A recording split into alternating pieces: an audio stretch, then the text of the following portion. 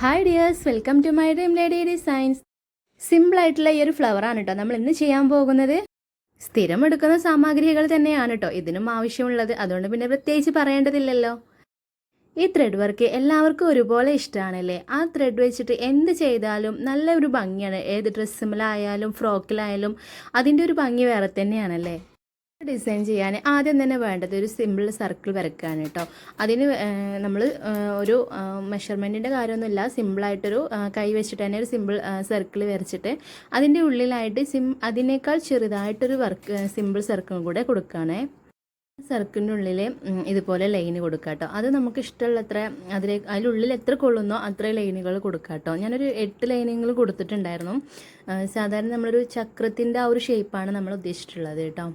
എന്നിട്ട് നൂല് ഫസ്റ്റ് ഇതേമാതിരി താഴ്ന്ന് കുത്തി വലിച്ചെടുത്തിട്ട് ചെറുതായിട്ട് ഒരു ഈ ഒരു അളവിൽ സൂചി കുത്തി താഴത്തേക്ക് ഇറക്കുക കേട്ടോ. എന്നിട്ട് വീണ്ടും ഇതേ ലെവല് എല്ലാ ചുറ്റും സർക്കിളിന് ചുറ്റും നമ്മൾ കൊടുത്ത ആ ലൈനിനൊക്കെ ഇതുപോലെ ഈ ഒരു സെയിം പ്രോസസ്സ് തന്നെ റിപ്പീറ്റ് ചെയ്യുക കേട്ടോ. കാരണം ചുറ്റും നമ്മളിതുപോലെ ഈ ചെറിയ ഈ ഒരു ഇത്ര മതി കേട്ടോ. അങ്ങനെ ചുറ്റും അങ്ങനെ കൊടുക്കാം.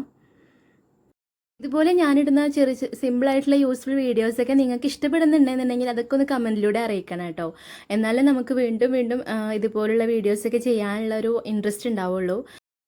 ഞാൻ ഈ ഫീൽഡിൽ വെച്ച് വരുന്നേ ഉള്ളൂ കേട്ടോ. അപ്പോൾ നിങ്ങളുടെ എല്ലാവരുടെയും സപ്പോർട്ടാണ് കേട്ടോ എനിക്ക് ആവശ്യം. നിങ്ങളുടെയൊക്കെ സപ്പോർട്ട് ഉണ്ടെങ്കിൽ മാത്രമേ ഉള്ളൂ എനിക്കിതുപോലുള്ള വീഡിയോസൊക്കെ ചെയ്യാനും അതിനുള്ള അതിനൊക്കെ ഉള്ള ഒരു ഊർജ്ജം ഉണ്ടാവുള്ളൂ. അപ്പോൾ അതുകൊണ്ട് തന്നെ നിങ്ങളുടെ സപ്പോർട്ട് വളരെ വലുത് തന്നെയാണ്.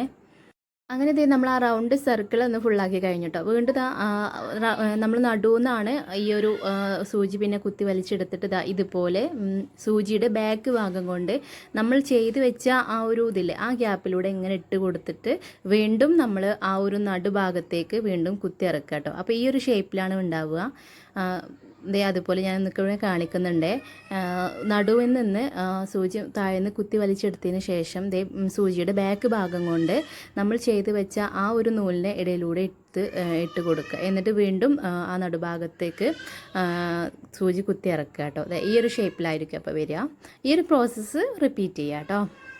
സൂചിയുടെ ബാക്ക് ഭാഗം കൊണ്ട് നമ്മൾ ചെയ്യുന്നതിന് കാരണം നമ്മൾ മുൻഭാഗം കൊണ്ട് ചെയ്യുമ്പോൾ സൂചിയല്ലേ, അപ്പോൾ അത് നമുക്ക് നൂലിൻ്റെ ഇടയിലൂടെ എടുക്കുമ്പോൾ നൂല് വലിഞ്ഞ് പോരാൻ ചാൻസ് ഉണ്ട്. കാരണം 3-4 നൂലുകൾ കൂടിയിട്ടുള്ള ഒരു ത്രെഡാണ് നമ്മൾ യൂസ് ചെയ്യുന്നത്. അപ്പോൾ അതുകൊണ്ട് തന്നെ ആ ത്രെഡുകൾ തമ്മിൽ സൂചിൻ്റെ ഇടയിൽ പെട്ടാൽ അത് ആകെ കെട്ടുകുടുങ്ങാനുള്ള ചാൻസ് കൂടുതലാണ്. അതുകൊണ്ടാണ് നമ്മൾ ഈ ഒരു സൂചിയുടെ ബാക്ക് ഭാഗം കൊണ്ട് എടുക്കുന്നത് കേട്ടോ. നമുക്ക് ശ്രദ്ധിച്ച് ചെയ്യാൻ പറ്റുന്നവരാണെന്നുണ്ടെങ്കിൽ നമുക്ക് സൂചിയുടെ മറ്റു ഭാഗം കൊണ്ടും വലിക്കാം കേട്ടോ.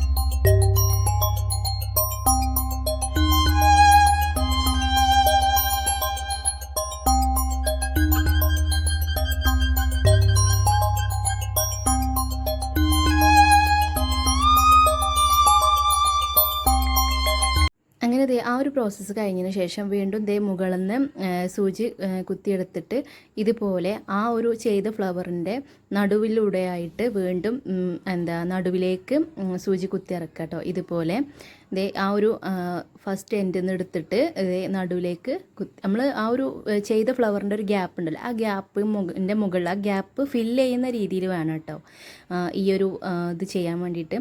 മുകളിൽ നിന്ന് എടുത്തിട്ട് നടുവിലേക്കായിട്ട് ഇങ്ങനെ ഈ ഒരു ഇത് ചെയ്യാതെ മറ്റു ഫ്ലവർ ആണെങ്കിലും കുഴപ്പമില്ല, അത് ചെയ്യുന്നവരുണ്ട് കേട്ടോ. ആ ഒരു രീതിയും നമ്മൾ വെറൈറ്റി ചെയ്ത ഫ്ലവർ തന്നെയാണ് ഇത്. ഒന്നും കൂടെ ജസ്റ്റ് ഒരു വേറൊരു മോഡലായിട്ട് വേണ്ടിയിട്ട് ചെയ്യുന്നതാണ്. നമുക്ക് ആ ഒരു ഫ്ലവർ ചെയ്തിട്ട് സ്റ്റോപ്പ് ചെയ്യാവുന്നതാണ് കേട്ടോ.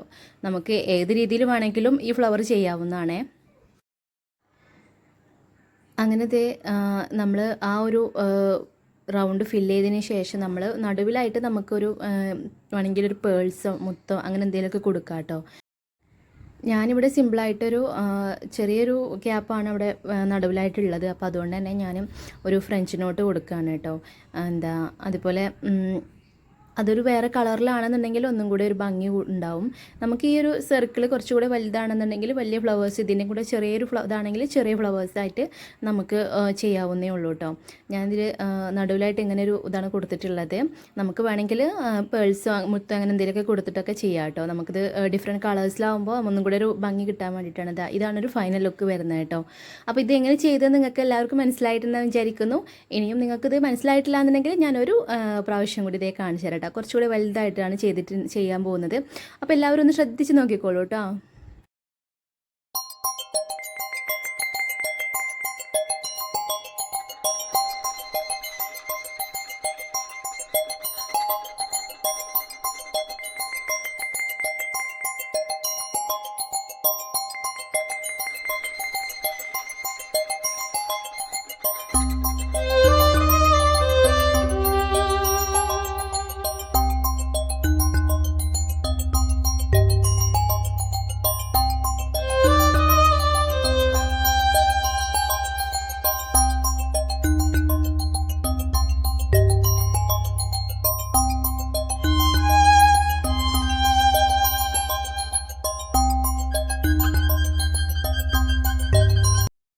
അപ്പോൾ ഇനി ആർക്കും മനസ്സിലാവാത്തതില്ലല്ലോ.